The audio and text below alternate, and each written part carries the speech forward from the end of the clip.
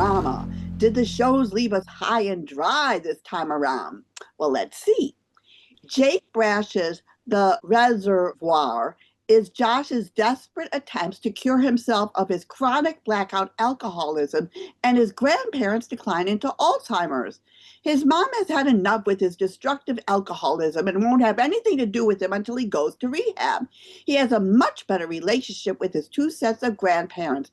That is why he puts more effort into helping them with their memory loss than himself, going so far as to make them vegan. Jake Brash has written a deeply human account of the ravages of alcoholism and Alzheimer's.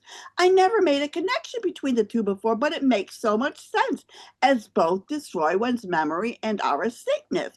But at least with alcoholism, there is hope to get out from under it. Maybe. This was such a perfect cast. Heidi Armbruster, Peter Maloney, Mary Beth Peel, Caroline Aaron, Chip Zien, Matthew Saldivar, led by Noah Galvin, breaking the fourth wall to let us into their lives. I was a puddle by the end of this play.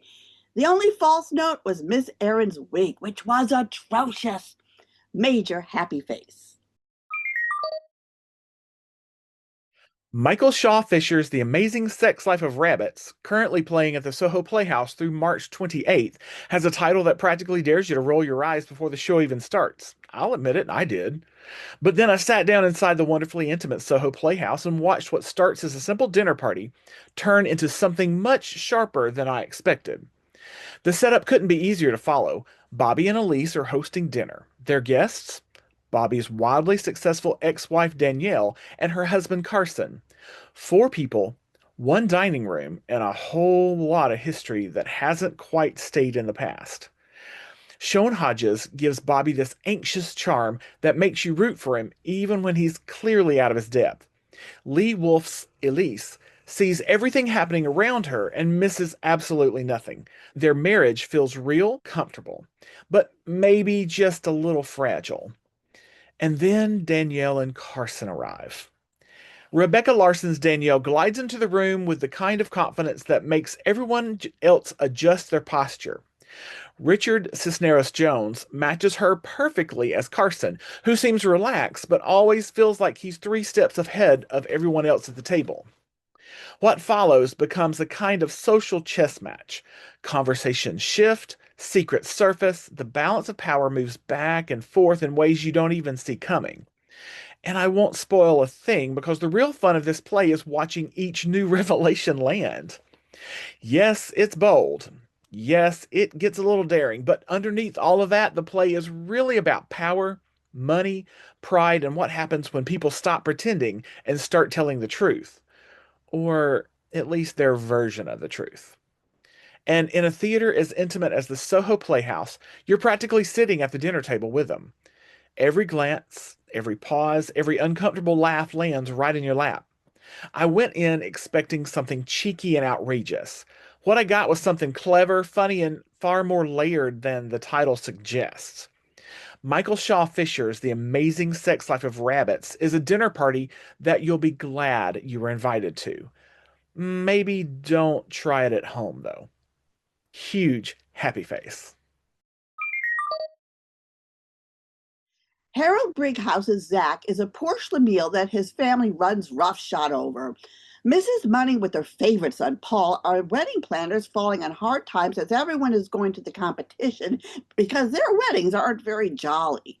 Mrs. Munning hopes things will change when Virginia Cavender, a wealthy young woman, stays as their guest as she recuperates. Paul will marry her and solve their money problems. Their only problem is Zack, her oafish, hapless son, who doesn't do anything to their liking. Things come to a head when Joe, who is their waiter at the weddings, injures himself and can't work. This throws his daughter Martha into a crying tizzy, moaning about no food and such. Zack takes pity on Martha and comforts her, which is misconstrued to get him to marry her. This is Edwardian England. Being the kind-hearted fellow he is, he allows himself to be bullied into marrying her. How long will his mother and brother reign terror over him? How can Virginia Cavender help him out of the pickle he is in? I love this as it had all the markings of a fairy tale. Evil villains bullying the hapless hero, a beautiful princess being bargained about, scheming subplot to further undo the hero. As in all Mint productions, they assemble the finest cast with beautiful sets by Brittany Vasca and gorgeous costumes by Kendall Allman, lovingly directed by Britt Burt. Major happy face. In this production, Zack reads as neurodiverse. He's distractible, clumsy, overly talkative, but painfully shy in large social situations. He can't help but console and give to others. The rest of the household calls him lazy, foolish, and much worse. And Zack has, to use a modern expression, internalized that everything he does is wrong, while his mother and brother always, quote, act right. I wondered if Zack's non-neurotypical tendencies would be used as metaphor in an old-fashioned way. But Jordan Matthew Brown's performance shapes Zack into a lovable character of depth and relatability. A scene between him and Virginia treats him like a person who can act and do better. That scene should be a classic. In a world in which money is everything and mistakes aren't permitted, Zack finds himself with little agency.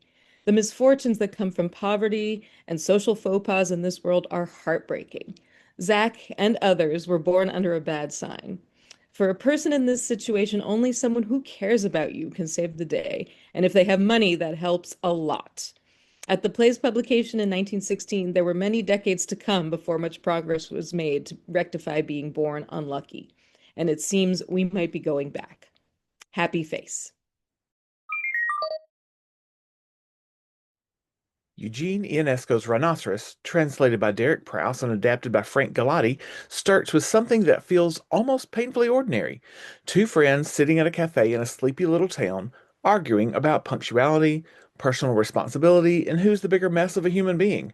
You know, casual brunch conversation. And then, a rhinoceros charges through the town square. And then he charges through again. Now, you would think that would become the main topic of discussion, but the townspeople get weirdly hung up on details.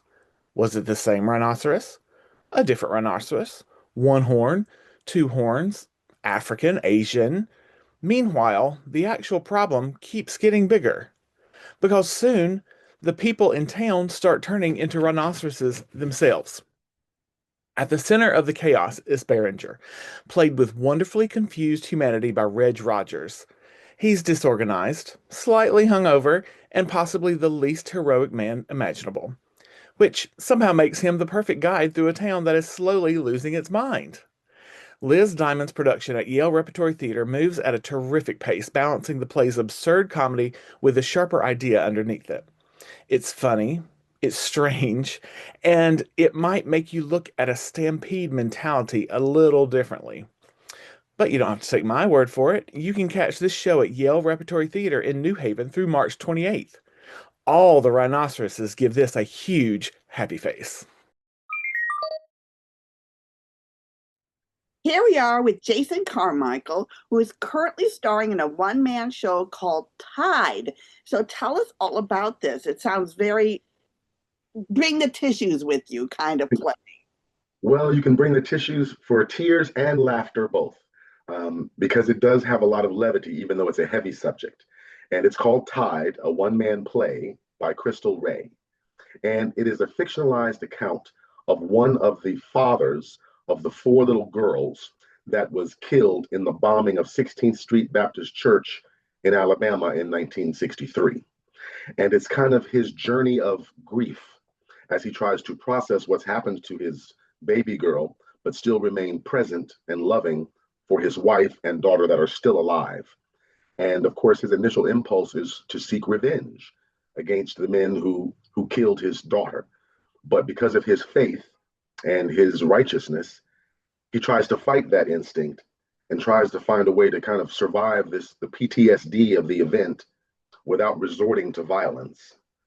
And in the end is triumphant and is able to grieve and mourn the loss of his daughter without falling into the trap and pit of revenge and bitterness, which kind of eats away at the individual more so than it does the person to whom it's directed.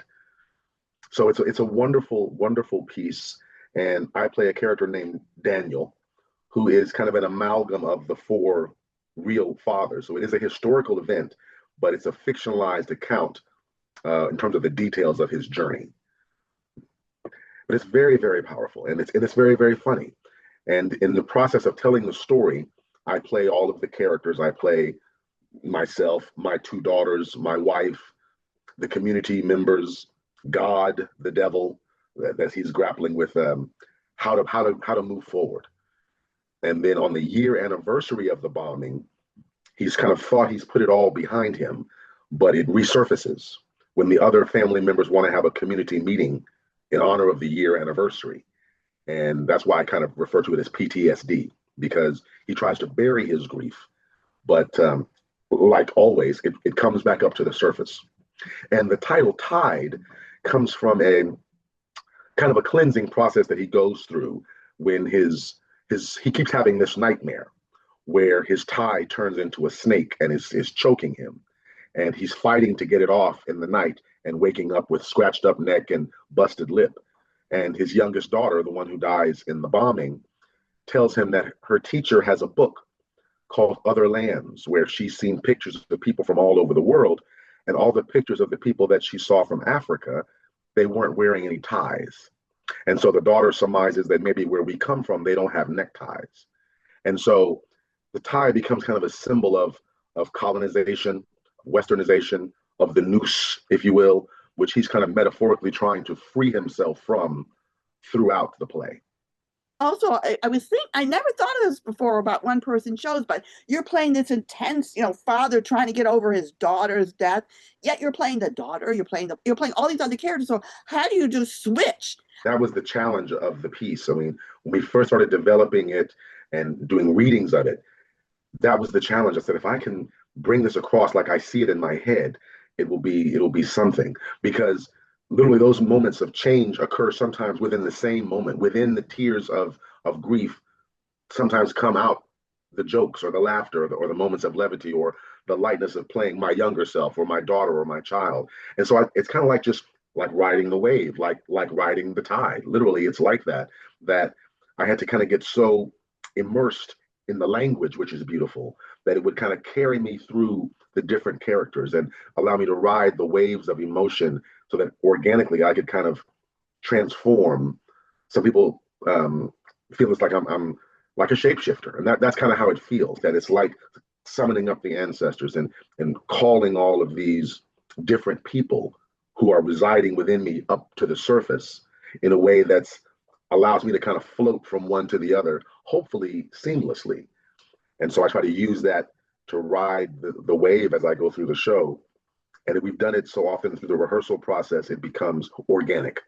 How does such a timely story fall into your lap? You'd say fall in my lap. It kind of came and I realized what it was. And it was like a dog holding on to a bone. I was like, if I can make this work, this is going to be such a wonderful opportunity for me to show the breadth of my talent, because there's so much packed into this script. And then we had our first production in Houston, which was very successful. November, we came to New York and we were off Broadway on Theater Row doing the United Solo Festival. We had one performance. The Crystal Ray, the author, won Best Emerging Playwright. I won Best Actor for the entire festival. In the audience that night was a friend of one of our associate producers, who was Enrique Cruz de Jesus, who owns the Alpha Omega Theatrical Dance Company, and was so moved by the show, he wanted to produce a full 3-week run, and it's happened like a whirlwind. So that was in November, and then in March, we got the funds together and came back here, and they produced the entire show, built the set, beautiful set, lighting, everything, full production here in New York. So it's literally been a 4-year ride of just, it's the gift that keeps on giving. That's exactly what it is. And it's a beautiful, beautiful story. And I'm honored to be able to tell it. Tony and I just saw Trash at the Perelman Performing Arts Center. It's an out-of-the-box theatrical production, and it's written by James Caverly and Andrew Morrill. And Andrew Morrill. And it's about these two deaf roommates. And basically, it's a power struggle over who's going to take out the trash. And they get into well, who's got the most trash in it and who pays the most rent. And then it spirals out, and we meet new people along the way. Like there's this blogger who's into screwing around with deaf people for a particular reason. And then we meet other people along the way. And basically, it's very good. It's basically how it makes the hearing people uncomfortable, because it's basically telling them, look, you don't treat the deaf very well. You don't mean to, but you basically just ignore us, and they don't want to be ignored, and they shouldn't be ignored. Okay, I agree with all of that. This is definitely a show that raises a lot of issues with anybody who's handicapped is going to really, really take a lot of this to heart. Anybody who's not handicapped is sitting there watching this, and some people should be like more sensitive, if not sensitive, definitely ashamed by how deaf people have been very much left out. And you do feel that. Here you have two really wonderful working actors who've written the play to make sure that they get cast. James Caverly as Jake, the straight guy, and Andrew Morrow as Tim, the gay guy, make perfect roommates. But maybe they don't see it that way, considering they have to fight over who submitted more pieces of garbage to one particular can that now stings terribly. It's sort of like a Felix Oscar situation. Very much an odd couple. I forgot to mention a very important component was they had this magical jukebox that will translate what they're saying. You have to pay the jukebox. So every now and then, mostly it's in sign language, but then every now and then the jukebox will tell us what's going on. So it's kind of like, well, you like the opera. It's like going to the opera without subtitles. Yes. That character is really, really important because he starts to take on very, very human qualities. And it does set a tone, because you do see the jukebox man have visual, he gives us visuals of how unhappy he is with the woman who comes into their lives, this blogger. And wait, I didn't get the jukebox. I didn't get any commentary from the jukebox. I just got his talking. Oh, eye rolling. He does a lot of eye rolling. I did not see the eye rolling. Oh, yeah. So all right, look out for eye rolling. I missed it. Look out for eye rolling, because he definitely is like the Greek chorus in here, in addition to explaining to the people who are not deaf exactly what's going on. I think that this is just a wonderful show for people to see, just to at least explore what it's like to be deaf. But also, it's very, very relatable, because Alfie and I get into huge fights over who takes out the compost, and it is a power struggle. So I understand the power struggle of taking out the garbage, and I'm afraid Alfie is winning right now. He refuses to take out the compost. I have to, but it's like, and it smells too, believe me, and it's messy and it's nasty, and so like messy and nasty. So I'm giving this such a major happy face. It is so damn good and clever and fun, and makes you think at the same time. Major happy face here from me too. It's a wonderful play, and it really deserves a very wide audience. Well, here, Art Center in New York City is doing a fantastic show, Entangled, 12 Scenes in a Circle K off the I-40 in New Mexico. That is the title. And it is the work of writers Mona Mansour and Emily Zemba, and it's directed by Scott Illingworth, Society Theater Company production at one of the two here Art Center spaces. It is set in a gas station, and for those of you who don't know, Circle K is sort of like 7-Eleven here on the East Coast, but it's no ordinary gas station because of its proximity to where the Manhattan Project happened many years ago. It's a strange place of time shifts and space shifts, where quantum science runs according to press notes. Visitors should beware of the bathroom because some patrons never come back. They go in, red lights are in the background, and that's it, and they don't show up again.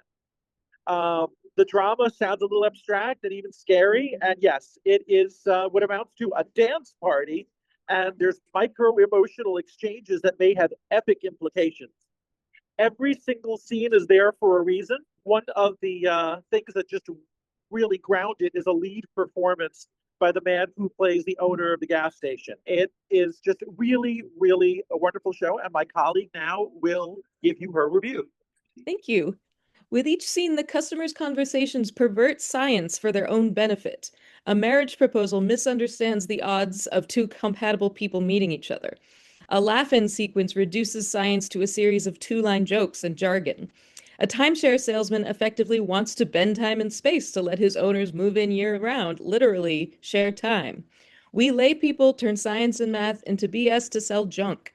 Scientists sometimes turn it into nuclear bombs. The tone of Entangled is one of a knowing comedy. I do think I needed a little more darkness to help me get the importance of the people who disappear in the bathroom. Does it matter that the people never return? No one in the store does anything about it, and this is a point that the play is making. But where are the people who miss the disappeared? The play opens with several days' worth of customers compressed in time. I zoomed in on the pseudoscience theme a moment ago, but again, I need a little more help in seeing what the play wants to say about the significance of our connections to one another in time collapse. Maybe it's simply that we fail to see these connections. It's a sad message, but I'm still thinking about it. Contemplative happy face minus. And a happy face for me as well. Marshall Palin and Ethan Slater's Marcel on the Train recounted the time that a young 20-year-old Marcel helped bring French orphans on a train to escape to Switzerland in 1943. Marcel's cousin Georges got Marcel to help him smuggle 12-year-old orphans to safety. This was no easy feat. Bertha was a pessimistic child who only saw death ahead. Henri and Adolphe were always squabbling, and Etiennette was silent. I had no idea that Ethan Slater could do mine. He made a very credible Marceau. Tedra Milan's Bertha was so negative all the time that it got to be quite irritating, a very hard thing to pull off. Alex Wise's Henri was a true survivalist and knew even at that young age that if saying Heil Hitler would save him, so be it. On the other hand, Max Gordon Moore's Adolphe was honest to a fault. Maddie Corman's Etiennette seemed unable to speak and was the most heartbreaking to me. Aaron Sorofsky shined in multiple different roles from a dad to a soldier. This was a fascinating look at a true event that I had no idea about. This is an aspect of Marcel that I'm glad did not remain silent. Happy face minus. Ngozi Anyanwu's The Monsters at the New York City Center through March 22nd begins with the simple idea of a sibling reunion and then slowly turns into an emotional sparring match. The play brings together Lil and Big, half-siblings who haven't seen each other in 16 years. When they finally meet again, it's not a family dinner. It's inside Big's MMA gym, which turns out to be the perfect place for two people carrying that much unresolved history. Lil arrives with restless, chaotic energy, cracking jokes like humor is doing a lot of the emotional work. Big is the opposite. Quiet, steady, the kind of person who looks like he spent most of his life learning how to take a hit and stay standing. Anye Mizell and Okediete Onaudawan are terrific together. Their performances feel raw and lived in, and the physical training and sparring sequences become another way these siblings communicate when words fall short.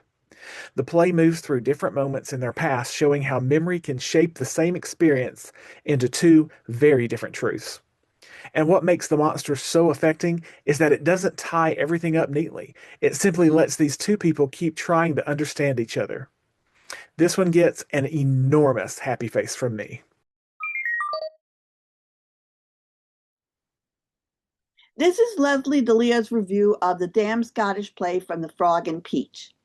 It's about this good guy Mackers who meets up with the mischievous three weird sisters who put the idea in his head that he will be king and his BFF Banquo will have his kids as a king.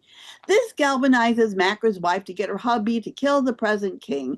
Everybody flees or tries to flee, ghosts haunt, porters grumble, people go mad.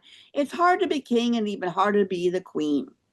The motto of Frog and Peach's theater company is Shakespeare is for everyone. Their goal is to provide shows which are beautifully acted, respectful to the text, but with a cinematic pace that could sweep modern audiences to new worlds of fun and entertainment. They have managed that with their current production of the Scottish play, which was brisk, fresh, lively, and intense.